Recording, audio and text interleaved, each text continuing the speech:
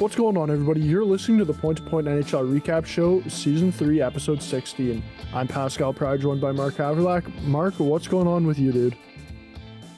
Not much, dude. Feeling a lot better from last week. Was kind of dealing with a little day-to-day cold, but I'm back to 100%. Fuck, dude. The Habs have been kind of in a little bit of a rut recently, so I've been kind of in a pissed-off mood.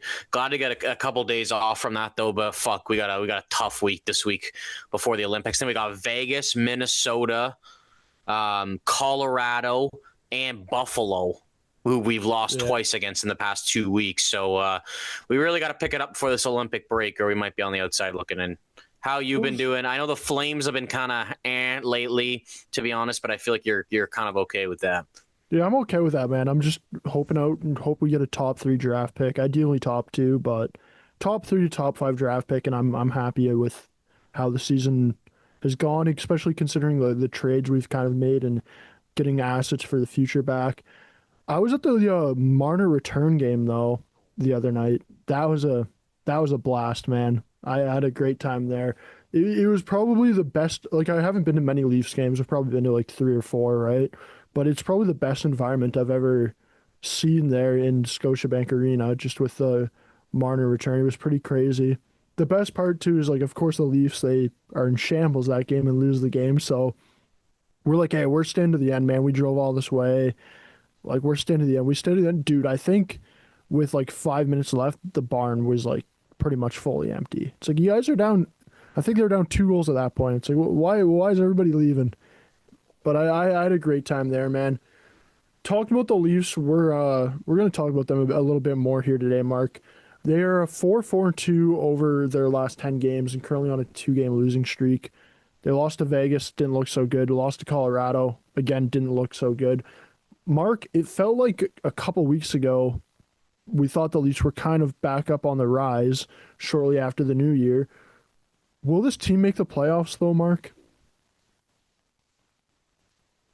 Yeah, I feel like we're still a little bit kind of too far out to judge that, because they still they are in the hunt. Like, it is like 5 points separating them and Boston for that last spot right now. Yeah. And it's like, when everyone was talking so critical about them before, it's like they were even farther out. But I mean, a pretty good streak got them back on track. And I mean, they did get back into a playoff spot. I think it was only really for a couple days. They were sitting in a wild card spot, but they've been on the outside looking in for a pretty long time. To answer your question right now, I'm going to say no. I don't think in the end they will, just because I do actually have some doubts about Florida, if they are going to make it or not. Like, I don't think people realize that, like, sometimes, like, when you do get your players back, that it's just like, it doesn't mean just because they got Matthew Tkachuk back means that they're gonna like flip a switch and get in the playoffs, right? Like, they need to find consistency in their game down the stretch. And look, there's been a lot of evidence to prove that they've done it in the past and can do it again. But I just think it's like, if you think Florida's gonna get going and potentially get in, I'm still wondering about Ottawa. Like, if they get decent goaltending, I don't really think they've been playing that terrible, like, even throughout this stretch. I honestly think it's came down to that they haven't really been getting saves, and their team defense has been a lot better. So I think that they could potentially move up the standings. Like, Washington's been kind of in a rut, and they're on the outside looking in. I just think there's going to be too many teams for them to kind of overlap, and I don't think at the end of the day they're going to get in. Yeah, I'm kind of with you on that. Like, when I look at the Leafs and how their season's gone and how I think it's going to go for the rest of the season, I just think there's too many good teams kind of where they are right now in the standings that, honestly, like, I'm taking some of these other teams, like, as you mentioned, like, I'd take Washington and Florida to make the playoffs over Toronto. Ottawa, you mentioned, like, their goaltending, it's been horrendous. And it's like they're still kind of hanging on here. If they can get some goaltending, like, who knows what they can do. When I look at the Leafs, man, it's like they're very back and forth. Like, they have a week or maybe 2 or 3 games where it's like, oh man, like they actually look pretty decent here. Like, it looks like they're starting to turn things around. And then all of a sudden, 3 games later, you're like, oh wow, and they just got kind of they no-showed for 3 games, right? And I think for the Leafs to make the playoffs, like, we're going to have to start seeing some consistent hockey from them night in, night out. Like, we're not going to be able to have this where it's like, oh, they play good for 2 games and then the next two games that they play bad and don't really show up. It really feels like with the Leafs, it's like kind of 2 steps forward to 3 steps back right now, right? And we really got to see them flip it around, do it the opposite way. I will say, like, look, they're going to get Nylander back at some point. Hopefully that should help out a little bit. But I just think at the end of the day, the Leafs, and with how, yeah, we'll get into that a bit later. But I just think at the end of the day, like, with how slow the Leafs started, I just think it's too much ground for them to make up, especially with how they've been playing recently. Mark, I saw you kind of flipping me off there. I honestly have no clue why you were doing that. Um, what do you think about the Nylander flipping off the cameras the other day? I can't lie. Like I thought it was AI at first when I saw, because I didn't watch it in real time. Yeah, I thought it was hilarious, but like at the same time, it's like people are like, why are they making a big deal about this? It's like, well, dude, he's on national TV, like giving the middle finger. Like yeah, you know what I mean? It's not like that Rogers is going to be really happy about it at the end of the day, right? Like there's going to be complaints, and I just think too, it's like if you really think about it, like he's set to be a role model for like younger generations, yeah. right? Like what is that really telling kids that like are in the middle of maturing, right? Like I don't think it's a very good look. The one thing I will say though is I saw this earlier today and I didn't realize that after a Utah game last year, their local broadcast was like filming them come through the tunnel, and Sergachev looked at the broadcast and flipped them off. And apparently the league knew about it and they didn't even fine him. So there were like reports about Nylander getting fined, but after seeing like what Sergachev did, like I'm not really that convinced that they should fine Nylander, to be honest. And like the only other really occurrence of like something similar was, I don't know if you remember back, I think it was earlier in the 2010s, Andrew Ference scored on Yeah. Carey Price and flipped off the crowd. He got fined for that. He didn't get suspended. So I don't really think I think it's just going to be a fine, if anything, for Nylander. But I mean, yeah, thinking about it, like it is hilarious, but like it's also like it's just immature and it's just not really the right look, right? Like for young Leaf fans. Especially when your team's losing the game, right? Like, it's one thing if for me, I just think it doesn't look great for Nylander because it's like, it's one thing if your guys have been having this awesome season and you're up in the press box injured, joking around, right? But it's like, man, like, the Leafs, they're losing that game. They're not looking good right now, and he's doing that. And it's like, what's kind of the biggest thing people have been saying about this Leafs core since they've been in the NHL? It's like, oh, they can be a bit like there's the maturity isn't there at times, right? Like we will, and it's like, man, how old is this guy? Fucking 28, 29 years old, and he's doing that in the middle of the game. I just think it's a bad look personally, to be honest. Mark, looking forward to the future now. Tuesday night, so when this podcast comes out tonight, the Toronto Maple Leafs, they're going to have a game against the Buffalo Sabres. How important do you think this game kind of is for the Leafs? Very, very important. And I honestly think like Boston coming back and beating us on Saturday in regulation really made the gap a lot bigger for that last spot, because Yeah, honestly we played very well that game and we kind of had it tied down until they tied the game, and then they got another quick one and it was over, and we kind of would have widened our gap on between the first and second wild card spot a bit, but it was a complete 360, right? And now Boston's 1 point behind us, 3 points up on Florida, like Toronto's 5 points back as of this recording. Like honestly, I feel this might be a little bit overstated, but I honestly think we might look back at the Leafs don't make the playoffs and maybe Buffalo does, and Buffalo wins this game as like it could have been just the factor that yeah. made the point differential too much for them to come back. You know what I mean? So I think it's a very big game, to be honest. And if you're the Leafs, you want to try and even avoid the 3 point game if possible, and get it done in regulation, because these points are so key, right? Like even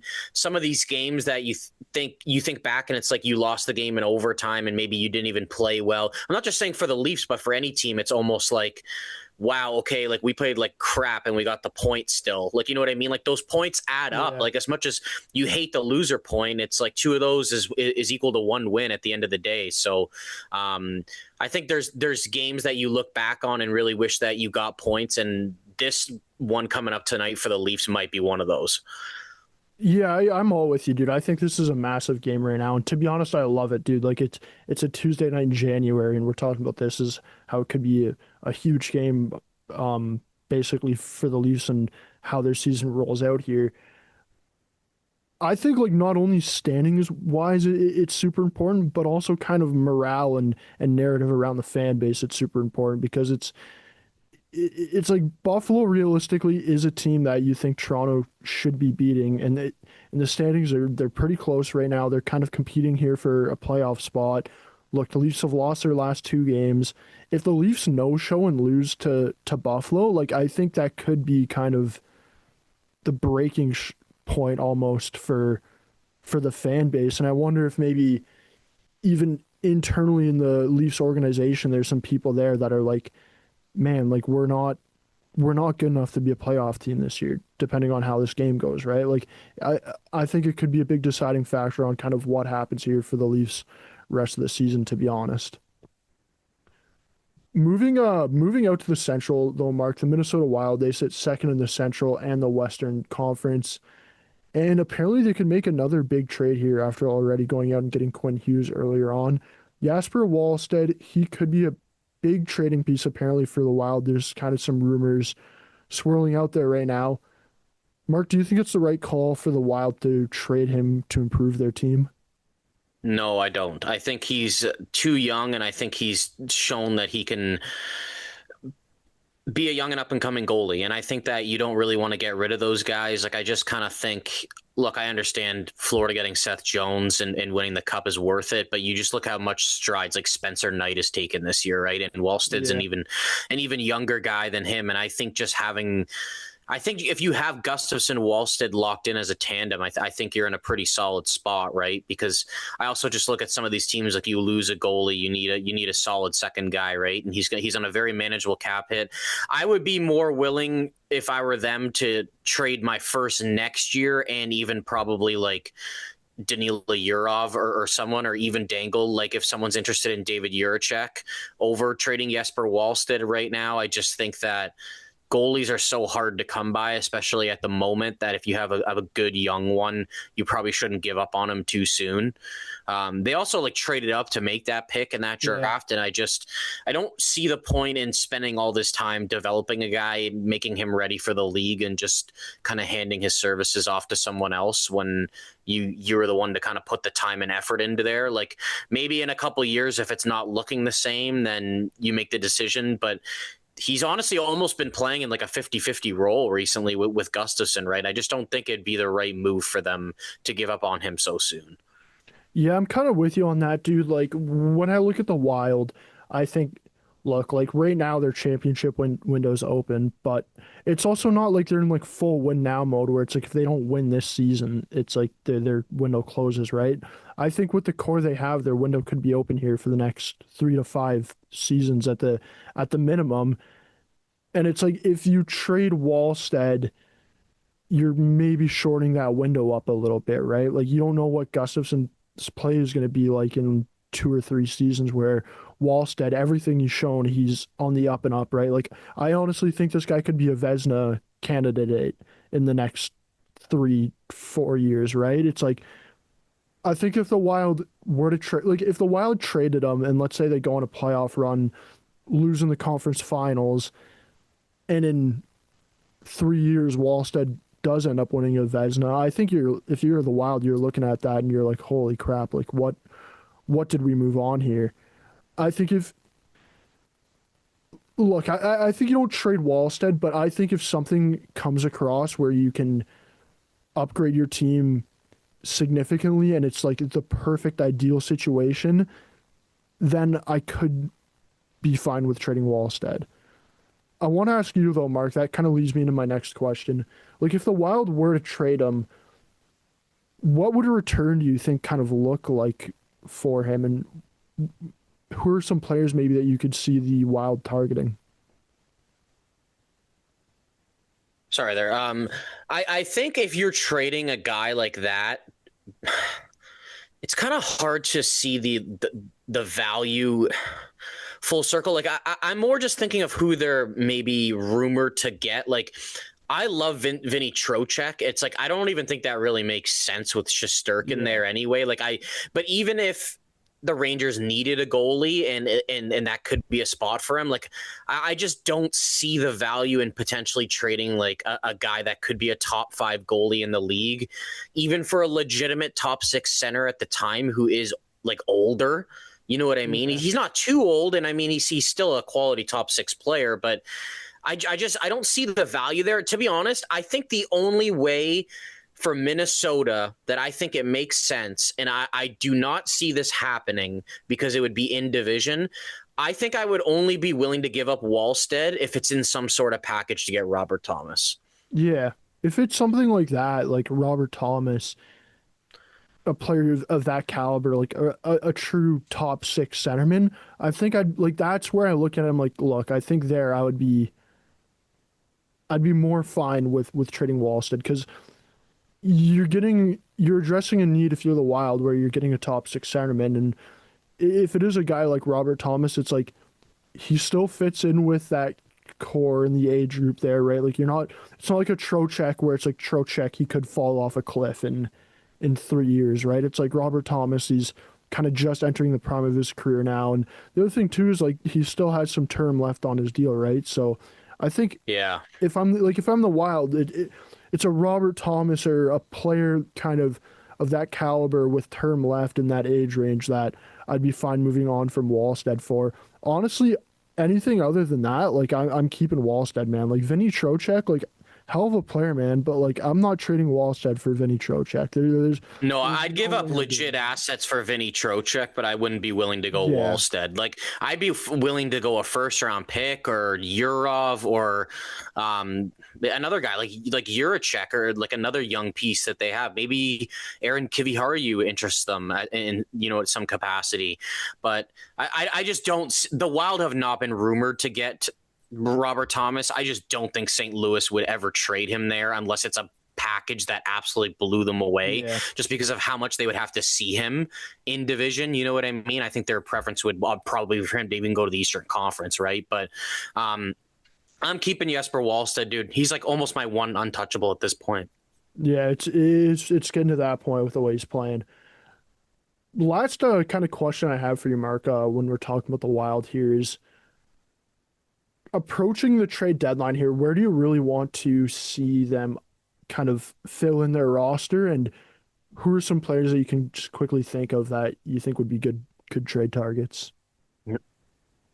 Well, we talked about Vinny Trocheck. He would definitely help their team. Like they at the end of the day now, like without Marco Rossi, like there's a lot of questions of what he actually is. Is he a top 6 center? Is he a 3rd-line center? I'd argue they still downgraded at their center by losing him. Like I like Danila Yurov, and I think he's got a lot of potential, but he's still growing. It's his 1st year in the NHL. I think he'd have a lot of difficulty taking on a 2C role in the playoffs. So I really look at them right now, and I think they lack a center. I think Vinny Trocheck would help them a ton. I just more think now like Joel Eriksson Ek is like, I think he's like an elite 2nd-line center. That's like that's the best way I can put him. It's like at times I'm like he could be a low-end 1C. He's probably more suited to be a 2C. Unless you're going out and getting Robert Thomas, like you're probably not getting a legit 1st-line center, to be honest. But like I look at Trocheck, if they want to go the Kadri route, maybe.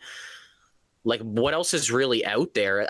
The one thing I just worry about them is, do you think that Billy G's just kind of pushing? Because you were saying before how, I mean, their window isn't really like, it is kind of now, but it's also like not, they've got young players that can still grow. I just worry about giving up like Danila Yurov and David Juracek for like an aging guy kind of, and which just closes their window more. But I wonder do you think Billy G might just feel the pressure of like, okay, I gotta like try to go all in because like ideally like we want Quinn to come back.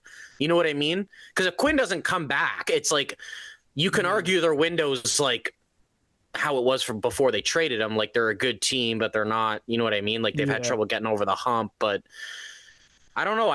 Do you think Billy G's just feeling the pressure? Like, okay, we re-signed Kaprizov, we got to help him out. We got to we got to go all in to try and get Quinn to come back? To be honest, like I think somewhat, but I also think Billy G is going to play this out smart. Where I don't think Billy G is going to go out and ship off like a bunch of these young assets for a player that is really going to shorten up their window. Like I think if Billy G is going out and making a trade for a centerman, like to be honest, if it's Kadri or Trocheck, like an older guy that you just mentioned, I think he's probably not trying to avoid throwing in any of these younger players into that deal, and he's probably just trying to do picks and maybe a Kiviaru, like you said, right? I think like look, if it is like a Robert Thomas or a player like that you're going out and getting, that's where I think I'm a lot more comfortable with Billy G and the Wild going out and giving up maybe Yurov or Juracek on the back end, right? Because it's like those guys, the player you're getting back still does fit within your timeline. And the other thing too is like Juracek's playing in the NHL right now, but it's like Broding's injured. When Broding comes back, like Juracek might not even be playing, right? So who knows if the Wild are even looking at it where it's like you don't want to hold on to Juracek and all of a sudden the guy's a career bottom pairing guy, or and all of a sudden he loses all his trade value, right? Like I wonder if the Wild are even maybe looking at it a bit that way with David Juracek and how he's kind of been the last couple of years. I don't even know if they would be willing to trade him right now, in the sense that Yeah. I don't think it's really gone the way they had hoped. And I don't think the value for him is really there right now. Like they gave up like a first, a third, and a fourth. It wasn't nothing. Right. Yeah. And I mean, that first was obviously not I think that was the 20th overall pick when they took the goalie this year, Andreanov. Yeah. So, I mean, like, it's not like he was a top 10 pick, right? So, like, it wasn't that in the sense that it was as much value. But, I mean, yeah, they gave up some picks to get him. And if you think about it now, like, they could have put that first round pick to use to, like, get a center or something, you know what I mean? And they went that route. So I wonder if they're even just kind of thinking, like, oh, my God, he's not going to get the same value right now if we trade him. So, like, we may as well just, like, hold on to him and see if we can try to, like, develop him a bit more. Yeah, I could see them kind of thinking that as well. Let's stay in the Central Division, Mark, and kind of move down to a team in the wild card spot right now. The Utah Mammoth, they've jumped to a wild card spot, going 8-1-1 over their last 10 games. Mark, will this be the year Utah makes the playoffs for the first time? I'm thinking so, dude. The more that I think about it, like we talked about them a bit earlier in the year.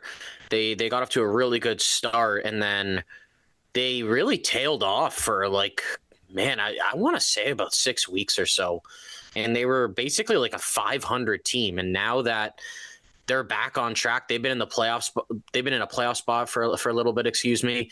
It's going to be difficult for them to kind of move out of that wild card spot, I think, considering how tough this division is overall. And I mean, they're 9 points back right now of Dallas for that third spot. But this Western Conference isn't looking too hot right now, right? Like a couple teams are in and out of it. LA, Seattle, like Nashville's been kind of poking around. They've been playing better lately, but we talk about how good the East has been. Like a lot of the Eastern teams have been beating up on the Western Conference teams, right? So a lot of teams in the West that are in the playoffs, or not a lot of teams, but a couple teams that are in the West in the playoffs, like wouldn't be in the East, right? So I think Utah's just kind of taking advantage of the opportunity. Like maybe if they were in the East, I wouldn't necessarily have them penciled in, but I feel like there's not a lot of competition right now, and I'm sure there will be somewhat of a fight for that last playoff spot. But I could see a couple of these teams like tailing off, like Seattle and Nashville. Like I could see LA probably hanging around with San Jose and Utah for that last playoff spot. But I feel like a couple of these teams might tail off. Maybe Chicago, they start playing a bit better too. They get in the hunt for that, but the West overall has just not been good, right? Like St. Louis has been bad. Vancouver's the worst team in the league. Like the Jets have not really figured it out. You know what I mean? Like you guys are kind of out of it at this point. So I think that Utah's got a pretty good opportunity here if they stay somewhat consistent and they don't go in that little bit of a rut like they had I want to say it was about 25 games into the season. I think they'll be fine and they'll be able to get in. Yeah, I think Utah is going to make the playoffs as well, Mark. I got them slotted in here. As you mentioned, the teams we're kind of fighting with right now, I think it's going to dwindle down. Like, I don't think Seattle's going to be there at the end of the year. I think it really is going to be between kind of Utah, San Jose, LA for those two wild card spots there in the West. And the thing about Utah is like you're going to be getting Logan Cooley back here at some point as well, right? So that's going to help you. That's going to help them out tremendously. Like Logan Cooley, part of he was a massive part in why the Mammoth started this season so strong, right? And it kind of feels like as soon as he got injured, that's when Utah almost kind of started to slide a little bit there. So when he comes back, that's going to be a massive boost to the lineup, and I think they could even just take off even more and really lock up a wild card spot here. Looking at their roster though, Mark, where do you think they should improve their lineup? Yeah, they're an interesting team because there's been a lot of reports lately that they've been kind of like big game hunting behind the scenes and that they've been looking to make a move. They've got a lot of assets, right? Like they haven't really given up much of their picks. They've been pretty aggressive the last couple of off seasons in the sense like we talk about like Montreal the last couple off seasons, like they go out one of them, they give up assets for Kirby Dach, and then it's Noah Dobson, right? Alex Newhook 1 year. Like Utah has been kind of the same, dude. Like the year before, you go get Sergachev, you go get Peterka this past offseason. I look at them. I still think that 2C spot is up for grabs. Like Barrett Hayton just really hasn't developed into that. Like he has shown signs in his career that he could probably play at that level, but I don't think it's ever really been on a consistent basis.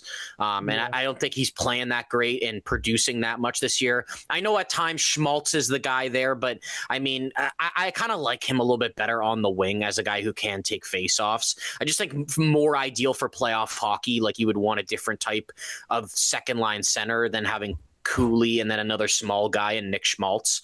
Not that he can't be a center in the NHL. I just think it's more situated to the team they have right now. So I look at them at that 2C spot. Now, the one thing I kind of wanted to ask you about, they've been kind of rumored for some time on like a top 4 right-handed defenseman. Now, when I look at them, like last year, they dealt with a lot of injuries, but I liked the outlook of their D-core when they were healthy in the sense that their right side was Durzi, Kesselring, John Marino. Like, I liked that right side, and I felt that as much as we talked about now how the Doan for Kesselring or Doan and Kesselring for Peterka's worked out for them, it was kind of like they could give up Kesselring. Like they've already got a couple guys on the right side there, right? And also in the minors, they got Maverick Lamoureux who's kind of knocking at the door. Do you think the right side is a need for them? Do you think it's more the sense like we want to like upgrade Durzi or upgrade Marino to someone else? Because apparently if Ekblad was hitting free agency, they were making a legit offer for him and then probably moving out a right defenseman.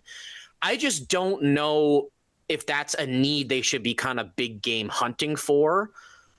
And I think they should more look for a top 6 center, and I still don't love their scoring depth. I think they've got good bottom 6 players that can play a role, but I still wonder about them in the playoffs and maybe even near the end of the season out of getting some scoring out of their bottom 6.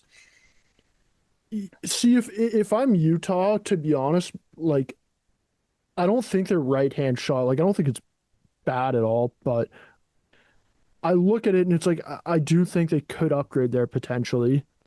And I think Utah's also looking at it where it's like, man, they still got like they got so many prospects still in the system that haven't played in the NHL yet that are all going to be coming up and playing in the NHL within the next 2-3 seasons. It's like Utah's not going to have room for all these guys in the NHL, right?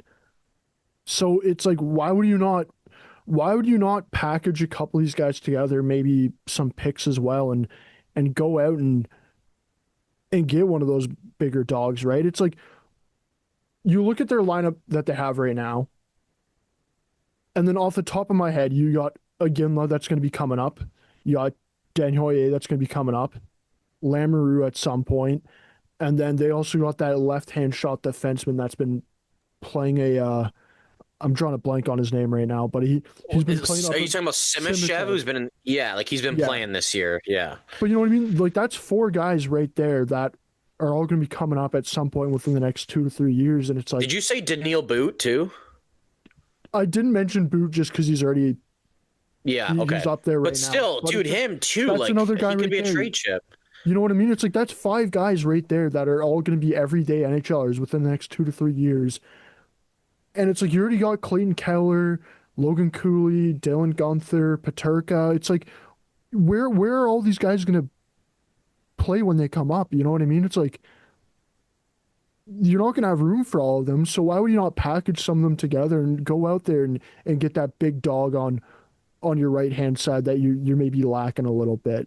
If I'm Utah, I'm fine with that because it's not like Utah's going to do it. And we were just talking about it for Minnesota, where it's like if Minnesota goes out and does it, it potentially really lowers their window a fair bit. It's like if Utah goes out and does it right now with the amount of prospects and picks these guys still have, it's not going to close your window up. I don't think it is at all going to close your window up, right? So I think if I'm Utah, man, like I'd be fine going out and making a splash.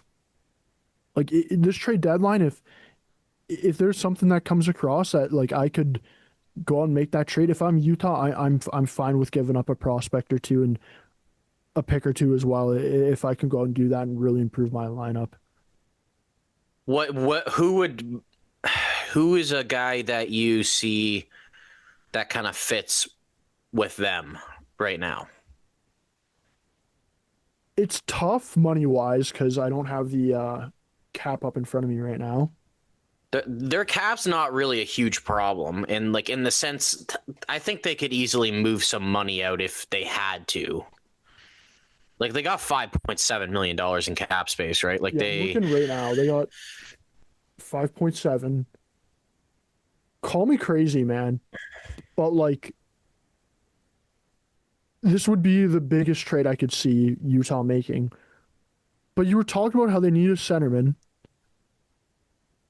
Like if you're Utah, would you take a little bit of a chance here on Pedersen? And if you can give up a couple prospects, none of your big ones, maybe in a deal, like would you take a chance on that if you were Utah? no, I don't think he's the right player. I would look at that and I would think, why did you draft Denoyer fourth overall then? Because then where's he fitting long term with the team? I think It's such a high pick. when he comes up, you move Pedersen over to the wing. I think it's more just I look at their team and their forward core right now, and they're not like the biggest team. And I just think getting a guy like Pedersen who doesn't really play kind of that playoff style, I just don't know if that's the greatest fit. Because then it's like if you I don't know if they're re-signing Nick Schmaltz or not, but like regardless, even if they don't, it's like I just feel like they should go for a different type of player. Like I think they need a little bit of Yeah. like grittiness into their team, dude. I was not thinking him at all. Like I honestly think they should be kicking tires on like a Trocheck. See, I would like a Trocheck as well. I think it just brings a little bit of different style into the team, right? And it's like he's really good on face-offs. He can play that gritty style. He's a veteran guy. See, like I wouldn't mind Kadri either, but I don't think that they're like close enough to like winning that I Yeah. think they should be giving up like a really good asset to bring him in. Despite that, I think the type of player would help them a lot, and I think it's kind of what I'm just saying about Trocheck, right? Like the style of play. But I think I'd be kind of looking towards more something like that. Like they do have like obviously Daniil Boot coming up, who's a bigger guy. Like Denoyer can play like a man style. Like I'm not really worried about it that much for the future, but I would just be more confused like giving up legitimate like assets and like a first round pick and whatever for like Pedersen. I'm not really convinced that makes like a lot of sense after you already have the skilled guy in Logan Cooley. Like it's kind of a lot of cap to take on too, considering like you're gonna have to sign a lot of these young guys. Are you Yeah. re-signing Nick Schmaltz at the same time? I just don't think that's a good fit for Pedersen. Yeah, I'm even looking at players right now around the NHL that are kind of on the trade bait board. And it's like it is tough, man, because a lot of the guys right now out on the trade bait board, like I I don't think would fit in with Utah that well. It's like most of them are pending UFAs, and Utah, I think it's like if you are going out and making a trade like that, like you probably aren't wanting to get a pending UFA if you're giving up legitimate assets. What about them getting like it's not a center, but what about them for their middle six getting like Blake Coleman, dude? I think he would be a good fit there. And he's not an expiring contract. It's a pretty good cap hit. Like I kind of see a fit there.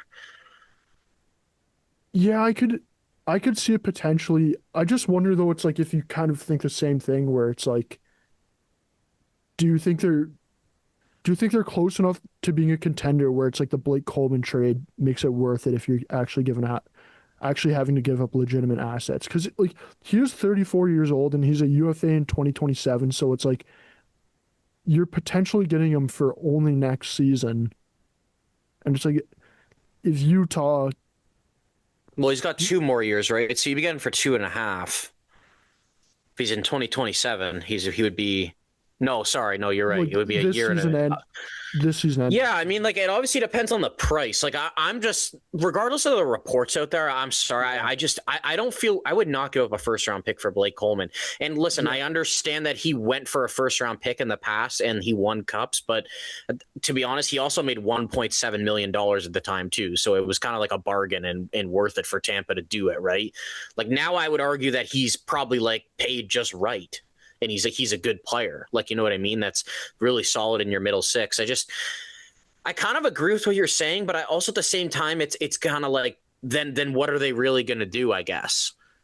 Like what's really the plan here? Like, do you think it's more like a move to go out and get a guy that's more in their core, like almost like Montreal going out to get Noah Dobson? Like, do you think they should target like that kind of like if they could get their hands on Robert Thomas somehow? Like, I don't know if they want to do that, but I mean, See, that's more what I think Utah should do is go out and get a guy that's kind of in their core. Or if they are going to go out and get a guy that is a bit older, like maybe do that where you're not having to give up legitimate assets, right? I think you hold like the assets that they have right now. I think you kind of hold on to those guys and you you use them in the big you go ahead and you use them in that big trade like the Quinn Hughes trade we saw, right? Like if it's a trade like that, that's where you are going to throw these type of assets in if you're Utah. I think if you're Utah, it's like you kind of stay the path you're on right now and see what comes available. Like don't rush anything because from what I've seen in the NHL over the past 5-10 years, the teams that are going through rebuilds that end up rushing things, usually they don't contend for that long and they aren't true legitimate contenders, right? It's like New York, I'd say they rushed their rebuild. Where are they at now? About to go through another rebuild, right? Vancouver, I think they rushed their rebuild. They didn't even call it a rebuild, to be honest. They called it more of a retooling, but it was a rebuild. Like, I think they rushed it. What happened to them? Nothing really good happened. a hybrid retool, I think was the terminology used. But you know what I Whatever mean? the It's hell like, that means. if I'm Utah, I think they're kind of at that crossing the roads right now, where it's like, hey, we kind of stay the course right now and see maybe what we can do, what happens with these young prospects, see if anybody big comes available, or it's like you go out and you make a trade to really kind of rush things like we've seen some of these teams do in the past. And I just feel like when those teams go out and make that trade where you rush things, it really ends up 9 times out of 10 not working out that great for that young team. So if I'm Utah, man, like honestly, I'm kind of staying the road right now and seeing what happens, right? Like who knows what happens in the summer and who will be available then. I do think that they should be like somewhat interested though in like adding like say it's like a third or fourth line guy that like Oh, is without a on the doubt. market like for cheap, even if it's like just as he's a UFA at the end of the year. I honestly think giving a second or third round pickup at this point for Utah is worth like bringing in Yeah. the experience. And like even if they do lose in the first round or whatever, like I still would look at that in the sense of like last year, I kind of criticized New Jersey for like trading for Brian Dumoulin because I was like, dude, this season is done. Like, why are you guys giving up a second round pick? Like, you can use that in the offseason to go get better for next year because their window is a lot more closed off than Utah, I would argue, the Devils, right? But for Utah now, it's like they're not in contention yet, but it's almost like I don't really see the point of them drafting like a guy at like 52nd overall. Like I would prefer them to go out and like get a veteran guy that maybe if there's a good fit and he even re-signs with the team, right? And two other prospects like you didn't even mention earlier too that I was kind of thinking of recently, like dude, Colbo Doyne's going to be coming too. Like, I kind of envision him as like more a third line guy, but he brings a little bit of that kind of meat and sandpaper that I talked about that they kind of lack right now. And he probably has a lot less value than a lot of these other guys, but he's actually a guy that if I were them, I would like hold on to for now. And then another guy that's actually, I'm pretty sure the relationship between them, the two of them, is not very good. Their goalie prospect, Michael Rabel, who's playing at UMass right now, I don't know, dude. Apparently there's a lot of indifferences about what he should have been doing this year, and he wanted to go back, and they really didn't want him to. And apparently there was some word that he was available for the right price. So he could be a guy that they're dangling too, right? Yeah. It's definitely going to be interesting to see what Utah does here because honestly, I'm love watching them play. And when Cooley comes back, they're just going to be even more entertaining. Mark, let's move on to the final segment of the show. We're doing some draft trivia today. I'm going to pull up my timer and get things started for you. Basically, Mark, up in front of me, I got the 2021 NHL Draft. I want you to name the top 5 players in games played. Let me know when you're ready, and I'll start the timer. Yeah, go for it. Timer starts now. Okay, Owen Power. Owen Power is 5th on the list. Luke Hughes. Luke Hughes, not on the list. Okay. Beniers. Beniers is 3rd. Okay. No, that wasn't Raymond's draft. Edvinson? Was that his draft? Edvinson, it was his draft, but he's not on the list. Beniers. This was the Michigan draft. Kent Johnson? He's just on the outside looking in. He's 7th. Oh, yeah. He went set down to the AHL, too. This isn't Frank Nazar. I'm trying to remember that Michigan team because they had so many guys go high. Luke Hughes, David Juracek. I don't know if he was that year either, but he hasn't played enough games. Got 30 seconds left. Man, I am blanking at the top of this draft right now. I feel like I'm missing the best player from this draft.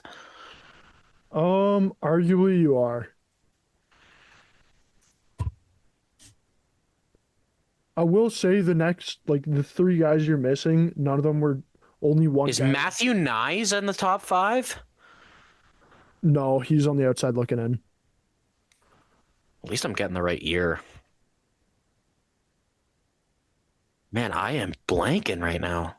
Time's up, Mark. So on the list, you got Matty Beniers, who's 3rd, Owen Power, who's 5th. First on this list, which I think is absolutely fucking insane, is Cole Sillinger. Oh, right. Yep. Right. Second on the list, which I was pretty surprised by. Like, I didn't realize he's played this many NHL games. JJ Moser. And then 4th on the list, who you were missing, was Wyatt Johnson, who is arguably the best player out of this draft right now. But yeah, I was surprised because I was looking at a points-wise, Mark, and I was like, points-wise might be a bit too easy to guess. And then I was looking at games played, and I was like, oh, games played with Sillinger and Moser there. It's kind of made it a bit more interesting. Alrighty, so that's kind of funny because we didn't really we told each other we were gonna do something with drafts, but I actually did games played as well from a different draft. And I hope this isn't too hard, but because you can probably narrow down the age somewhat with these guesses. Yeah. So I did the top 5 in games played for goalies from the 2014 draft. Goalies from 2014. So these guys are like just around 30, right? So it's like there aren't many goalies. You can sort of narrow it down a bit with your guesses. It might be a little bit difficult, but I'm kind of curious to know if you're going to get this or not. Because there's a couple guys on the list that are like legit NHL goalies still. So let me know when you're ready, and I'll get her going. I'm ready. I'm ready when you are. All right, go for it. John Gibson. No, he's actually from the year earlier. The year earlier, 2014. You're in the right range, though. Shesterkin. Yeah, he's number 1. Sorokin. He's number 2. Hellebuck. No. He was earlier. He was 2012. Was Vasi this draft? Also 2012. Also 2012. So I got Sorokin, Shesterkin. Sam Montembeault. No, I think he's 2015. 2015.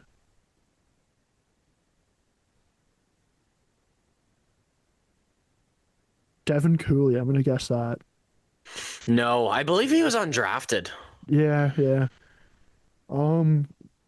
Stuart Skinner, I feel like he's... No, I think he's 2016 or 17. Tristan Jarry. No. I don't know what year he is, but not this year. What about Matt Murray? He might be too old. No, he wasn't this draft. I think he's 2013. Yeah. You're pretty close though. You got 15 seconds. Grubauer? I think he might be a bit. No, I think he's 2012 or 2011. He's a bit older. I'm starting to draw a blank now.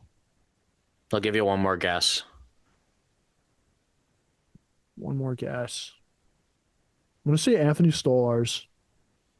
No, he was actually on one of the other drafts I was looking. I think he's 2012. 2012. So, I mean, dude, you had some pretty good guesses. The other guys, third in games played, he's actually tied with Elvis Merzlikins and Demko. They both have 262.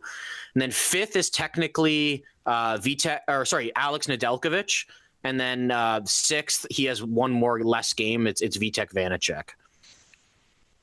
So I don't know. There was like 6 legitimate NHL goalies on, and actually Jonas Johansson is just right after too. So there's 7 legit NHL goalies right now from this draft. I was just kind of going through. I was like, that's pretty interesting. Like you get the 2 big dogs, and then Demko kind of is when he's healthy too, right? So you had 3 like legit starting goalies from this draft.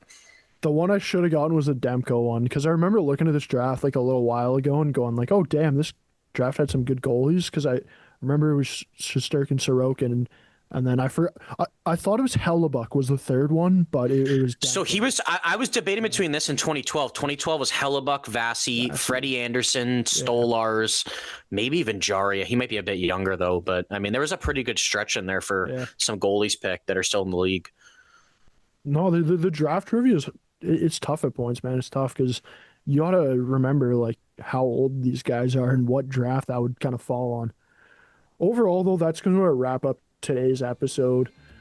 Mark, I think next week we'll probably be talking more about the Olympics, and we'll kind of go over those rosters a bit more and talk about some of the injured players and who the replacements are, and if any of them are named by then. But for everybody tuning in this week, thanks for tuning in.